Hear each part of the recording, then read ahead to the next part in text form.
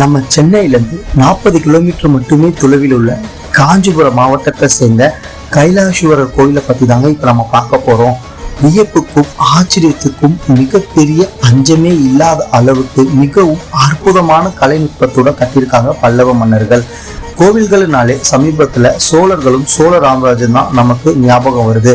அவங்களுக்கே முன்னோடியா கட்டடக்கலையில தலை சிறந்து இருந்திருக்காங்க பல்லவர்கள்னு சொன்னா 1% கூட மிகையாகாதுங்க.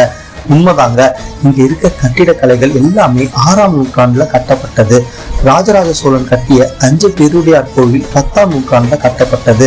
அதாவது இந்த கோவில் ஸ்தல புராணம் என்ன சொல்லுது அப்படின்னா, இந்த கோவிலை முன்னோடியாய் கொண்டுதான் ராஜராஜ சோழனே தன்னோட கோவிலான பெருவுடையார் கோவில கட்டினாருன்றது ஆகம விதிப்படி. இவ்வளவு சிறப்பு மிக்க இந்த கோவில்ல சிவன் வழிபாடு தினமும் மிக அற்புதமா நடைபெற்று வருதுங்க. அது மட்டும் இல்லாம வரலாற்று கடந்து காலம் கடந்து நிற்கக்கூடிய தமிழர்கள் பண்பாட்டையும் நம் பல்லவ பண்பாட்டையும் கொண்டாட வேண்டியது தமிழர்களாகிய நம்ம எல்லாரோடைய கடமை.